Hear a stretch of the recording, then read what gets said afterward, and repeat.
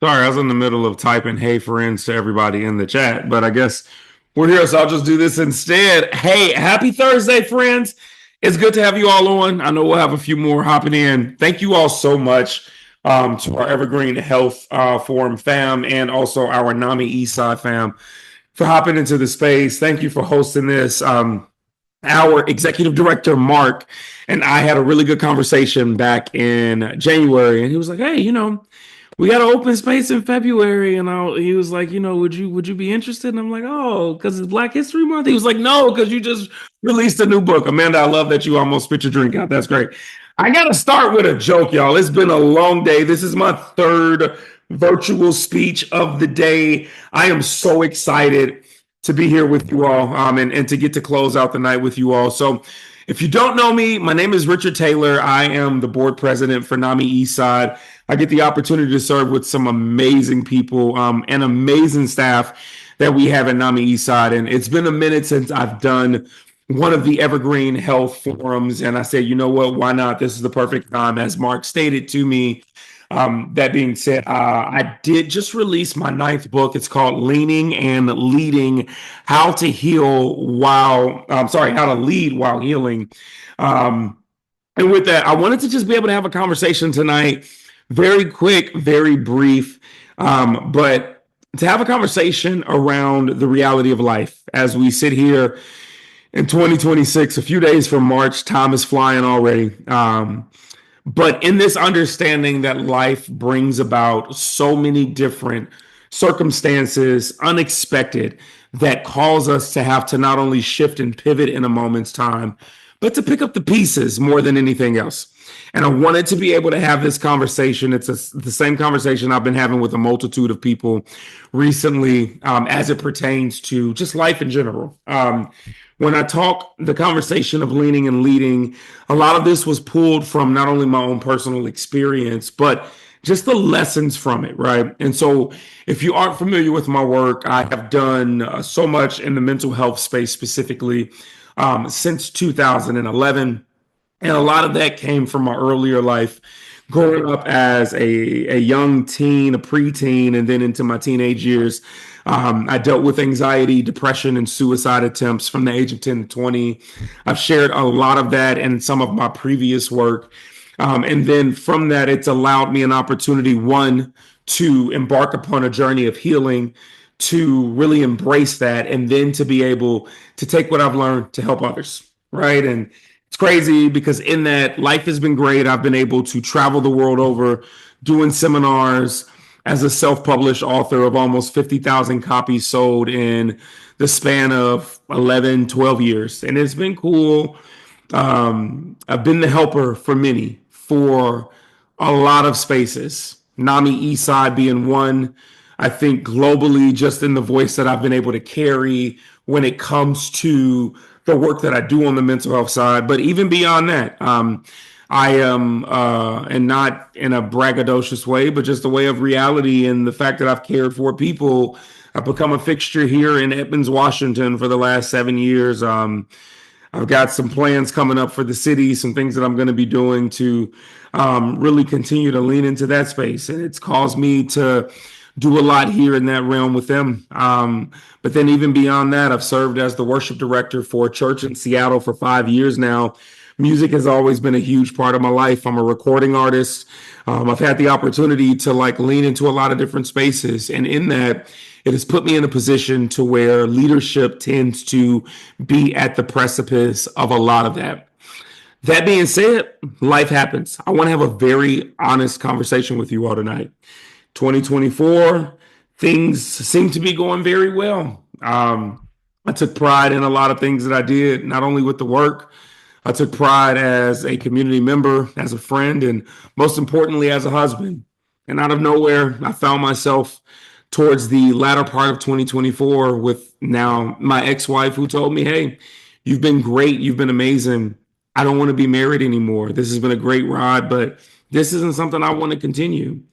And as an overachieving people pleaser that grew up in this space of always wanting to make sure I'm doing everything right, I couldn't wrap my finger around it. But what I could wrap my finger around was the reality of the fact that life was serving me something that I could not control. And in this, asking questions of why and what could I have done better and how could I do this and how could I do that.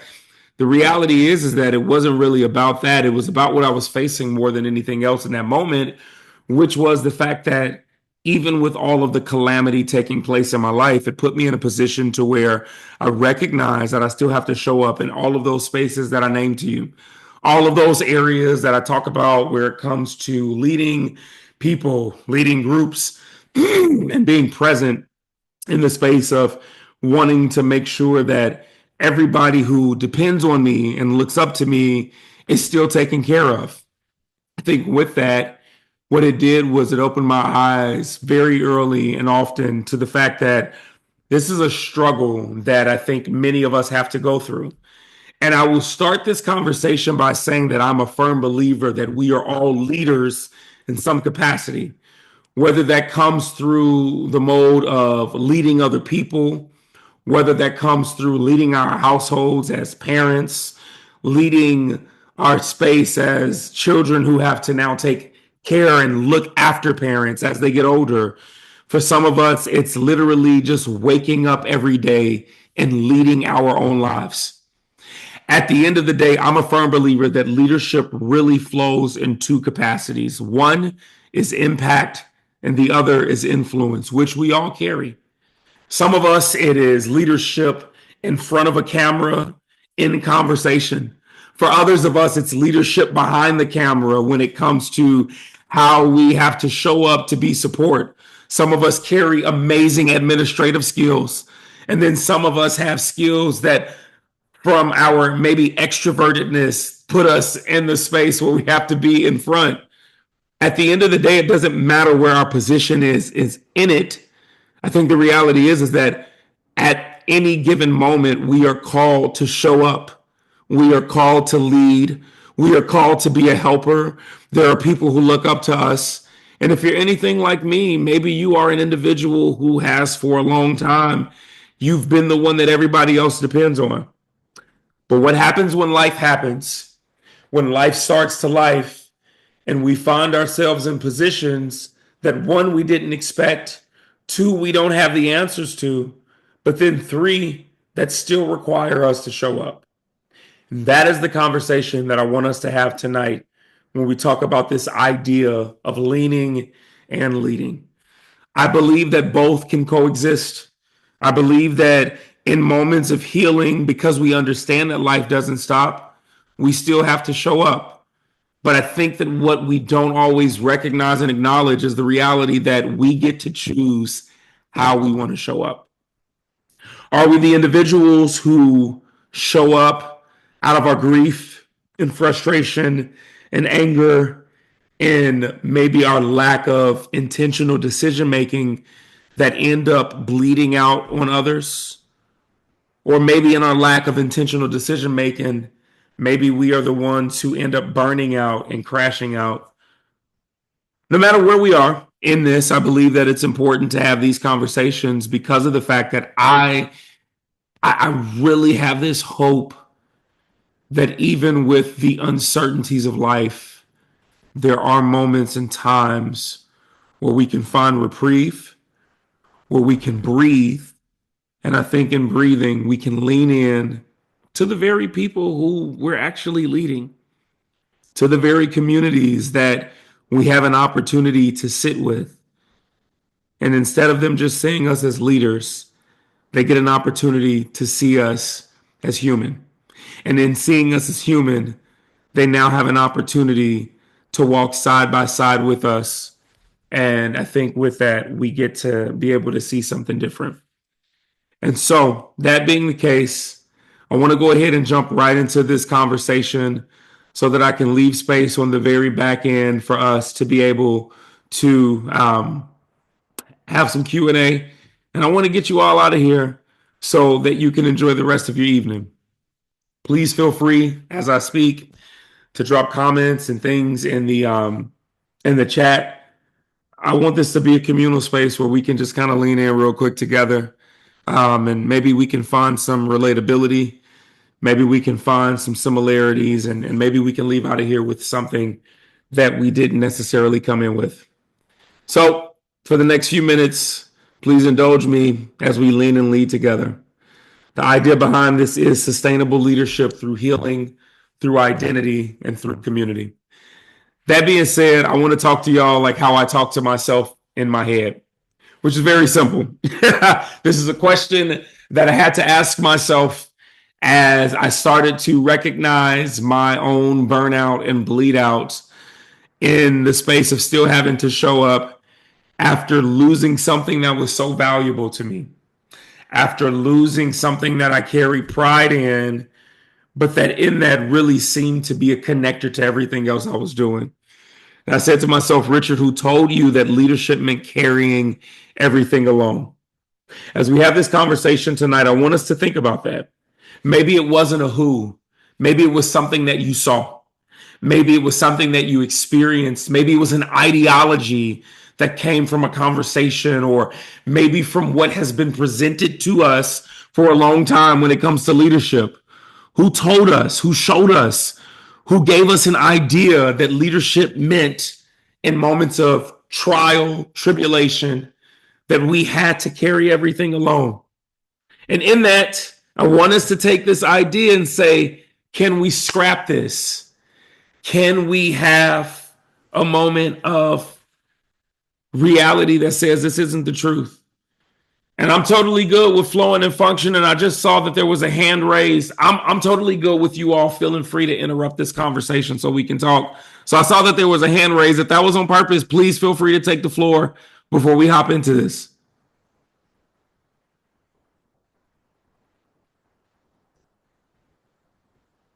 If not, no worries. I'll keep us moving. As we talk about the who behind all of it, I think this is important for us because I'm a firm believer that we probably have had some experience that has probably infiltrated our thought and our mindset and told us that this is what it should look like or this is what it should be. Either way, I want us to know that it's not the case. We have found ourselves in what I like to call the leadership myth, right? Where strong has somehow equaled silent, where leader means unshakable, and where vulnerability means weakness. I think these are three myths that we carry under the realm and the guise of leadership. And here's the reality. Life has continued to happen in so many different ways. I think that a lot of people like to place it on COVID, but the reality is that we've all lived a life pre-2020 that has put us in positions to have experiences that were well beyond what we were ever trained for and what we ever expected to take place. And in that, I think what has happened, unfortunately, sometimes is that we've overlooked those moments. We've overlooked those areas that we didn't even realize maybe embellish some of these thoughts in our mind, right? So strong is not silent. Leader does not mean unshakable. And I think more importantly than anything else, vulnerability is not weakness. I would definitely lean into that one probably more than anything else. Vulnerability is not weakness. Vulnerability is actually an opportunity for us to be able to see not only who we are, but I think where we are and what we can accomplish when it comes to the community around us. Sometimes life pulls us in different directions. And I think in the different directions, if we're honest, leadership gets heavy. I think, if I can, I know I got my VP on the call tonight, and I know, Amanda, you can attest to this. We've got some NAMI folks on the call tonight. Leadership gets very heavy. And it's crazy that I released this book in January. And during that same time, man, as the president of the board for Eastside, I've had to have some experiences that have gotten heavy for me. We recently had to lay to rest one of our board members who unexpectedly passed away. And just 2 weeks ago, we lost, a former staff member. These are moments that you can't prepare for. These are moments where we find ourselves having to sit in the thick of it. And I don't know who on this call tonight needs that reminder, but it's okay in moments where leadership gets heavy. It's okay in moments where you don't have all the answers. And as you're pulled in different directions, it's okay that in those moments, you might feel like you want to quit. You might feel like you want to give up. You might feel like, I don't know who I can lean on. But I do believe that help is available. I always encourage folks when I'm doing my speeches around mental health, around the study that shows that having 1 to 2 solid connections in your life can make a huge difference in your mental and your emotional. Studies have proven this time and time again. And I think this is important because sometimes I think when we talk about healing, when we talk about being able to lean into community, it sometimes feels like we need to have like all of these connecting pieces together. Truth be told, it doesn't need to be a lot. Some of us carry more introverted relationships and personality types that maybe for us, we don't have a huge host of friends. And I think that understanding that only 1 to 2 connections is enough because of moments like that where you don't need all the cooks in the kitchen. You just need individuals around you who have your best interest at heart, who want to see you succeed and want to see you thrive. And so in this is my encouragement in leaning. This is why we lean, because those connections, they just don't just bode well in moments where life is good. They bode well in moments where life finds us in some very difficult situations, spaces that we did not expect to find ourselves in. And in that, what does it look like for us to lean? Leaning, I want us to reframe our mindset and our thought process. Leaning is not quitting. Leaning is not failing.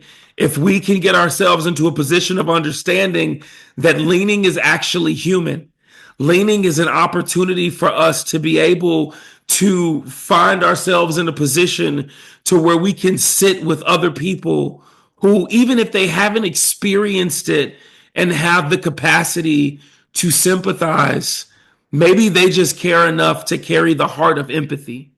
And what if that's enough to get us over the hump? What if that's enough to give us an opportunity to say, hey, in this season, with what I need, with where I am, this is enough for me to do what I need to do to still be healthy enough to show up, to be healthy enough to be present, and to be healthy enough to do what I need to do.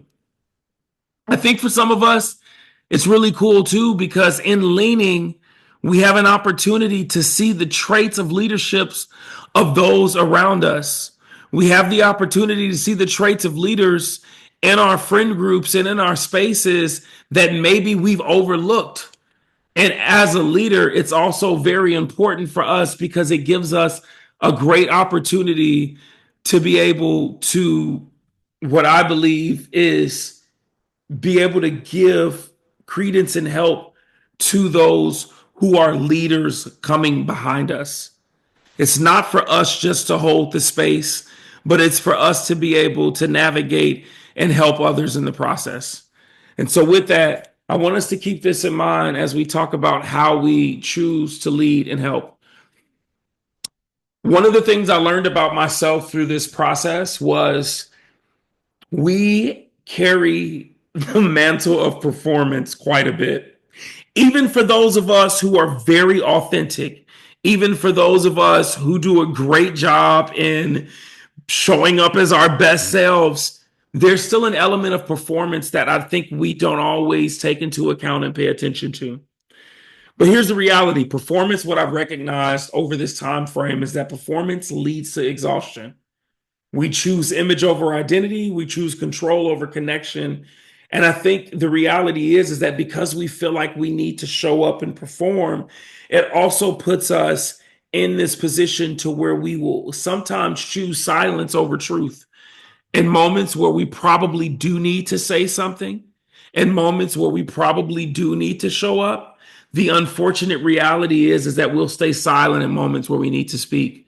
So I want us to kind of consider what it looks like to shift to authentic leadership, to shift to a space that says, while I might not be taking us to the mountaintop right now, how am I at least showing up to make sure that I am healthily sustainable, right? Identity over image, connection over control, truth over performance. I think we get caught up in this sometimes, but I want to just help us with that thought process. What does it look like for us to lead from healing and not hurt? Unhealed leaders bleed on people who didn't cut them. And if I took it a step further, I would say sometimes too, I think we as unhealed leaders, what we find ourselves dealing with is that we also bleed on people who are trying to help us cover the wound. More than we know, we're seen, we're acknowledged, and we're noticed by those that we share space with. And as we share space with them, even when we don't talk, even when we choose silence over truth, one of the things that we tend to have happen is that there are individuals who can see it. They can discern it, they can feel it, and they know it, but they might be too afraid to say something. What if I'm reprimanded for opening up and stating what I noticed? What if they get upset with me? What if I hurt their feelings, right? These are all realities, right? But here's the truth, right? Unhealed leaders, we've got to start doing a better job of making sure that we're not leading from our hurt. I think that two things can be true. It doesn't have to be an either or, it can be a both and. There are going to be moments in life where we are still a work in progress and working through the progress. Both can exist at the same time. We can be hurting and healing and still have to show up. But this is where I believe intentional decision making comes in for us, right? So, with this, how do we get ourselves into a position where we're not leading from our hurt? It's vulnerability. It's us taking the time to be vulnerable, about where we are and recognizing that our vulnerability is a strength, right? I believe that vulnerability helps us to build bridges of trust with those that we lead. And this is where we see, remember where we started this conversation, right? Influence and impact. I think those are the two heavy areas of leadership. Who are we impacting and who are we influencing? And I don't mean this from the standpoint of social media, TikTok that says, hey, buy the next new it item. I don't mean it from the standpoint of saying, hey, welcome to Costco. Here are the new healthy organic treats that you should be giving yourself as you go through your diet this year to try and get into your best shape. No, I mean influence from a standpoint of when your actions are speaking, when your words don't have to. When people watch how you show up, when they see your character, when they see who you are in moments of hard times and hardships and love and care and concern and compassion. And this is what leads to a greater impact. My friends, I want to leave us with this thought that says you don't have to be perfect to be powerful. You just have to be honest, aware, and connected. So that leads me to this thought that I had to sit and wrestle with I've wrestled with it for a good chunk of my life.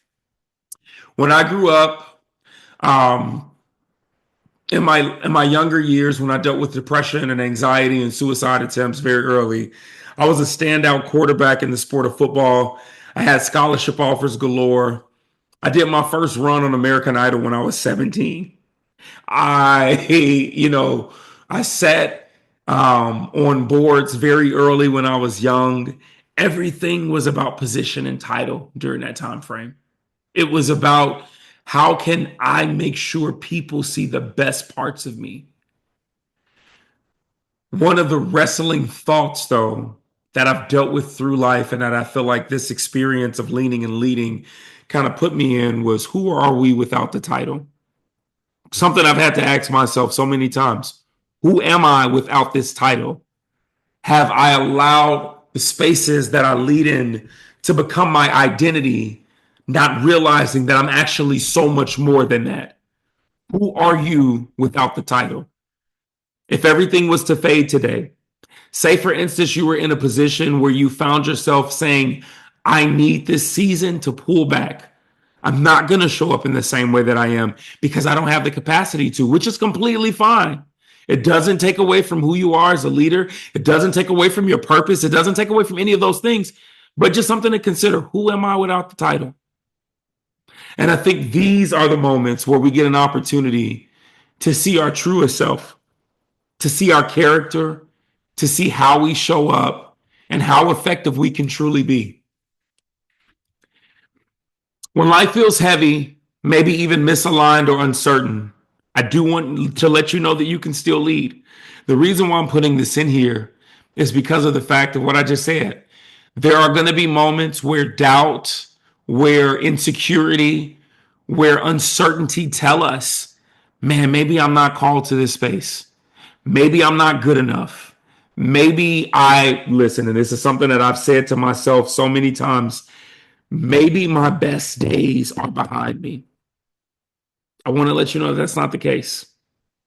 You're still capable, you're still aligned, and you are still who you've been this whole time. The person who has been strong, the person who has been proven and resilient. I hate using that word because I feel like it's such a buzzword that's used now, but I think it's a reality. We have faced trials and tribulations time and time again, and we have been proven and tested through fire. And I just want to let you know in moments like that, you can still lead. I talk about this in every book that I've written, but this idea of the power of community for our mental health is how I normally address it. But I think even deeper than the power of community for our mental health, the power of community for sustainable leadership, for sustainability when it comes to the areas that we show up in, right? And what does this look like? I want us to remember that we're not above mentors. We're not above individuals who can pour into us, who have walked through life in the ways and the areas that we might be currently walking through it. We're not above friends being able to check us or to check in on us and let us know how we need to be presented in this season, how we need to be protected in this season, how we need to be cared for in this season. We're not above therapy.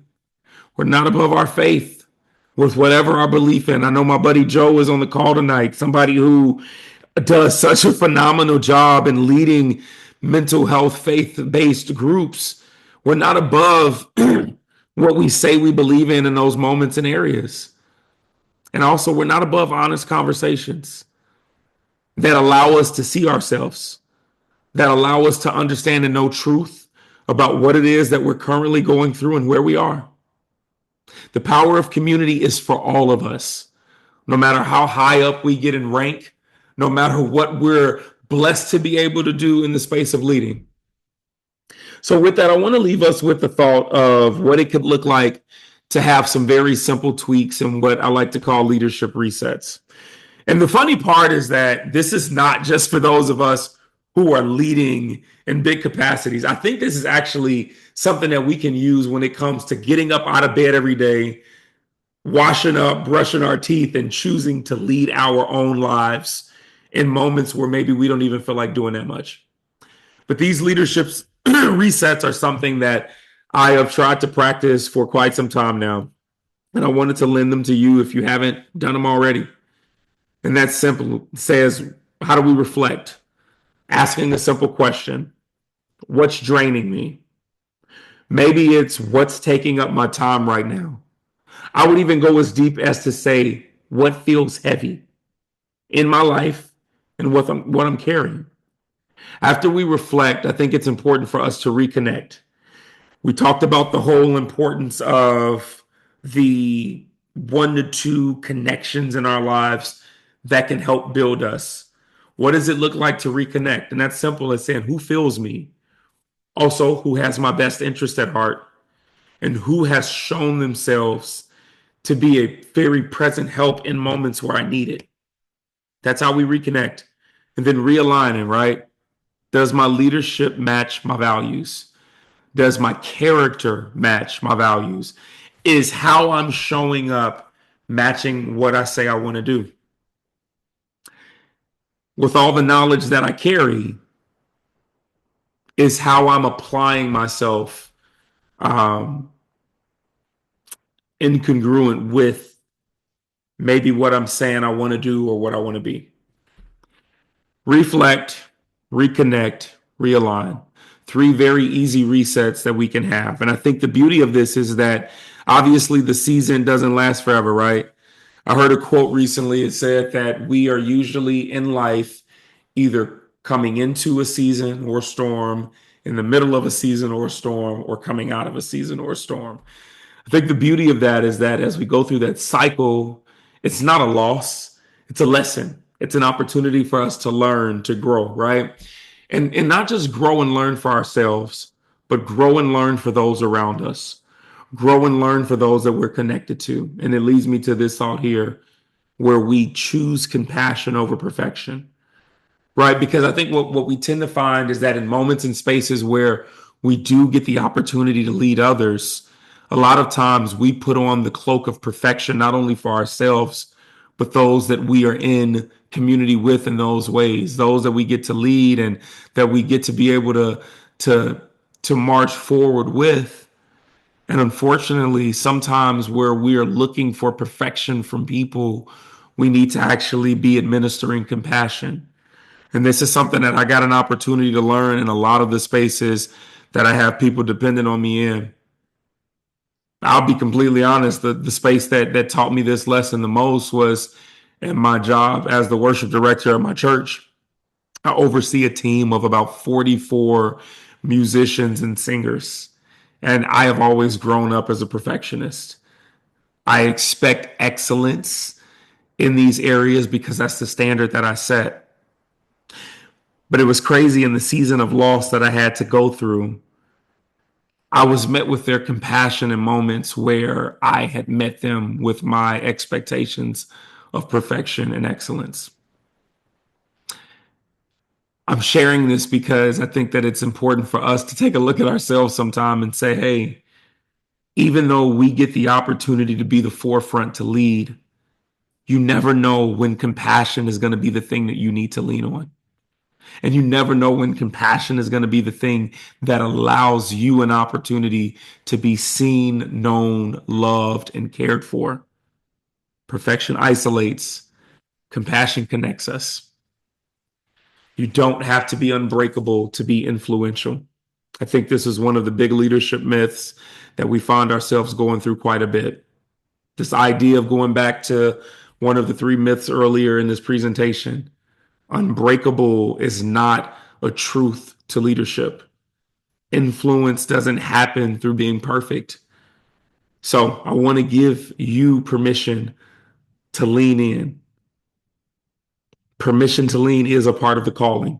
It's a part of the work that we do. It's a part of how we show up in every area that is important in our lives. And with that being said, I just want us to take the time to continue as we move into this year, because here's the reality: life is going to continue to life. Challenges are going to continue to show up. There are going to be moments where we don't know what the hell we're doing. And in that, I think it's okay to say, hey, leaning in is all right. Even as you lead, being able to allow yourself to immerse in community is going to be very important. I'm leaving this QR code up for a second here. If you're interested in the book itself, you can scan this QR code and get your copy. All of these come straight through me, so I sign them and I mail them out personally. But if you want to stay in contact as well, here's my information, my email, my website, my Instagram and LinkedIn. And I'll leave us as we open the floor up for some quick Q&A. I'll just simply say what I've said for the longest time. I have a podcast called Between the Dream, and I've used this quote since 2011. It says, you're not losing in life. You're not failing. You are simply between the dream. What is between the dream? It's the point between our present moment and our promise. I like to call that the process. Between the dream is the process. I firmly believe that when we embrace our process, we embrace our progress. And as we embrace our progress, we literally get the opportunity to walk into every promise, purpose, and plan that's meant for our life. So, friends, as you learn to lean and to lead, I want you to remember that even though life gets hard and things happen, you're not losing in life. You're not failing. You're simply between the dream. Thank you to NAMI. Thank you to Evergreen Health. And at this time, I would love to just leave some space for us to reflect, to talk, and to ask questions. Thank you all. Richard, may I say a few things? Please go right ahead. I'd like to thank you for a wonderful presentation. Being someone who facilitates all the time, it's nice to be someone who can just participate. And I was with you all the way. As far as the vulnerability goes, I believe that's strength. When Mhm. I get down in the ditches with the people that I'm dealing with, it gives me strength because now they accept me because I've gotten down to their level. I'm talking to them and I can feel them. You can't feel if you're not at their level. And it makes me stronger. And the thing that it does for me is that's where I find out what God's gifts are for me. Mhm. And when I'm down there, because your gifts are something you always have, you're always using them, but you don't know it because you're always using them. They're natural to you. So when you Mhm. get down in the depths with somebody and they tell you what made a big difference in their life, how you saved their life, that's a strength, that's a gift. Yeah. Yeah. You have to make a note of that. And you have to recognize that and say, I'm going to use that gift more often because you're making an impact in people's lives. And that's how I have grown to where I'm at. I get emotional about it, but that's the truth, you know. God's given us all gifts, but because they're Yeah. natural to us, we're always using them. And so we Mhm. take them for granted. And if we Yeah. realize what those gifts are, we can hone them and we can be super powerful in so many different ways. And I just thank you for allowing me to be here tonight and to Mhm. listen and to just hear everything you said. I was right with you. You can look in your chat, the comments I was making, you went right through in your next slides. So I'm right with you. I appreciate all you do and just thank you for being a part of NAMI East Side. Absolutely, Joseph, and thank you, man. You've given so much to this community time and time again, and I just want to say thank you as well for that. It doesn't go unnoticed. I love, the comments that Joseph left. He said, "Compassion leads to growth." If you're okay with me saying this, this is great. Without the title, I'm still a friend, still a companion, and a nurturer to my community. Right, like this idea of our character and where it is. And man, so thank you for that. And you say thank you for allowing you to be here. No, thank you for being here. I think it's very important. And you, like everybody else on this call, you belong. You're here for a reason. And I just want to say thank you as well. I'm looking at some other Yeah, comments. Go ahead, Joe. What'd you say? I was going to say that I live by the belief that God's not going to ask me what I did when I go to the pearly gates. He's Yeah, going to, he knows what I did. He's going to ask me, how many people did you bring with you? that's good. And I want to That's good. look behind me and I want to see an army of people behind me. Yeah, I love it. I love it.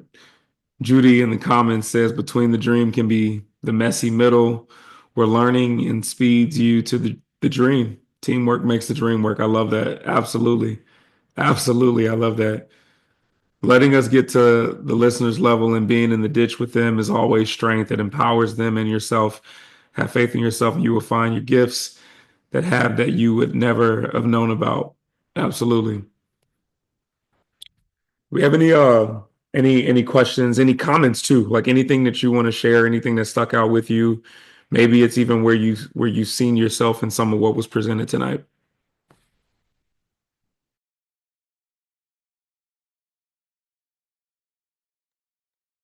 Richard, can you hear me? It's Amanda. Of course, absolutely. Okay. Hello. I think what resonated a lot for me was that idea of the seasons in our life where we feel like we do not have control over what's happening to us and how it's okay to say that out loud, to acknowledge that to ourselves, but also to the people in our community. And so whether you're a leader in your workplace, you're a leader in your family, wherever those spaces are, that it's okay to say like, hey, things are messy right now, but I'm still in this. I'm still here. What do we need to do? And it's that, for me, it's that piece of that loss of control that's the scariest, because you want to, that's life. I mean, that's life. It sounds so cliche, but like that's, life is a series of things happening to us and for us and at us. And, very seldom do we have true control over any of it. But like owning that is the key. And I think that's still, for me personally, that's still a process to just say, okay, what's next? What are we doing? Just, but roll with it, but still feel empowered and not helpless. It as the like tide is carrying you wherever it's going to be carrying you. Um, I think that's where your community can be really helpful to say like, all right, well, I know I'm bolstered in this moment. And even if we end up down the river somewhere that I didn't expect, we're going to figure out what it looks like when we get there. There's a weird river metaphor happening right now, but you go with me on it.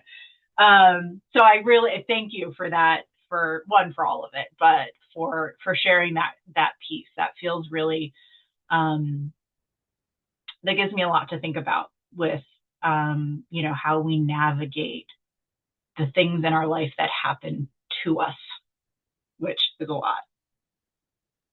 Absolutely. Thank you for sharing that, Amanda. I think that yeah, that I've grown up as somebody who's always like felt like the need for control. And so it's crazy that, as life continues to happen, you find yourself in these these spaces where it's like there's absolutely nothing I can do. And having to be okay with it. That's so good.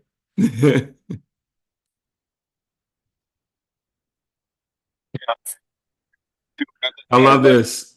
Oh, I'm sorry, go ahead.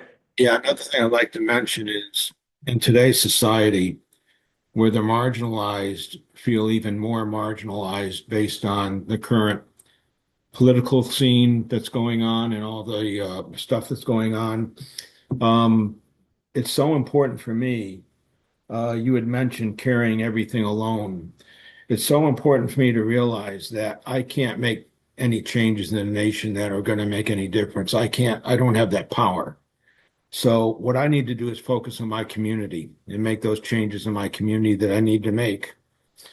And I'm someone who feels like I've got it pretty well together, but I have a counselor I see. And my best guidance is my wife, because when she gets tired of hearing it, you got to talk to your counselor. And that's the cue for me to get with her. And she's been wonderful. And I would challenge everybody on this call, if you don't think counseling is effective, I'm here to tell you it is a lifesaver. And I'm able to go and talk with her, work through the problems, and she gives me a, a kind of a map to follow to get to where I need to be, because there are times in the last year and a half when I've just doubted where this nation's going. And I just want to speak out loud about that because it's real and it's true. And for the marginalized people, the people that are being taken off of medical assistance and things like that, going to your doctors, finding out you're not covered anymore, having to find another psychiatrist, it's very draining. They just have the strength to go out the door and go to their psychiatrist, let alone try to find another one. And my support group, that's one of the biggest things I get is a lot of people asking, does anybody know of a good psychiatrist that takes Medicare? And it's just very frustrating for me because it doesn't have to be this way, but I have to separate myself and feel like, this isn't about me. This is about just taking care of my community. And that's something I try to keep at the forefront. So I just wanted to mention that because it's been a rough year and a half, and I've survived pretty well, but it's only because of my counseling and just staying on top of it, and my wife being a good monitor for me.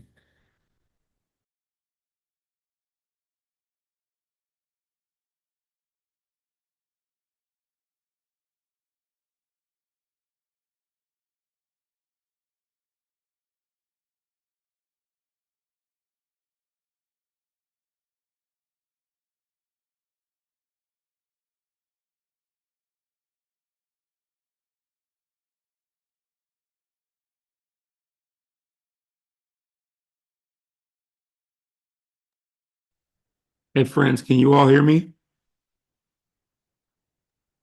Yes, we can now. Okay, sorry about that. Yeah, my headphones literally just like went out, so I, I had to go back in and figure out what happened there. So sorry about that. Joseph, I got the last bit of what you said before that happened. No, thank you. Olga says, thank you. Thank you so much for coming tonight. I appreciate you for being here. I wanted to make sure I acknowledge what Judy said real quick, too, is perhaps moving from being in control to being a vessel for making a difference in this world. And Joe, I think that goes right, like hand in hand with where you just were as well, too, right? Like, being the fact that we don't have that control, but what with what we have, what can we bring to the table? It makes me think of Dr. Adam Clayton Powell Jr.'s speech from like years ago, back in the 60s, I think it was. He had a speech called What's in Your Hand, and it basically was this look at, the reality of what we don't carry. But I think in seeing what we don't carry, or maybe what we look at as inadequate, with the right lens, it could actually be something major, even in moments of hopelessness. Do we have any others? I want to, give a little bit of time, but also too, I do want to be mindful of our time as well. Thank you so much. I'm glad that you thought the conversation was powerful. Thank you so much. I really appreciate that. And yes, thank you for supporting the book as well. Like I said, it's on my website, richardtaylorjr.com. Um, and yeah, as we get ready to close, I just saw Joseph shot me a message. He said he would like to share about an event that's coming up. Yeah, there's enough time, Joseph. You can go ahead because we're getting ready to close down. I just wanted to mention that coming up in May, which is National Mental Health Month, I'm going to be doing a spiritual retreat for those that just feel they need some time to shut down and just get within themselves and see what's going on and look at your roadmap and see where you are in your journey of life. And the topic of the retreat is going to be the healing power of forgiveness. And the focus of the retreat is going to be we spend so much time thinking about other people that we don't spend enough time forgiving ourselves. And if we can't forgive ourselves, we can't forget others. And if we can't forgive ourselves, we can't love ourselves. So this whole session is going to be about just taking some time out to see what are those things in my life I need to forgive myself for? Who are the people in my life that I feel I owe forgiveness to? That type of thing. It'll be from 9 in the morning till 4 in the afternoon. It's at a beautiful retreat house down in Bellevue. There'll be flyers coming out. You can register. I highly encourage. It's free. We just ask for a free will offering if you want to give. It's totally up to you. But it's a time when you can really take inventory of where you're at and what you need to do to get where you want to be. And I would encourage people to take this time for yourself. And the flyers will be coming out. We just got the final flyer done yesterday. It should be advertised in NAMI coming up in the next couple of weeks or so. And that's going to be on May 23rd in Bellevue. Thanks, Joseph. Hey, Deidre, as we get ready to close out, did you have anything you wanted to add?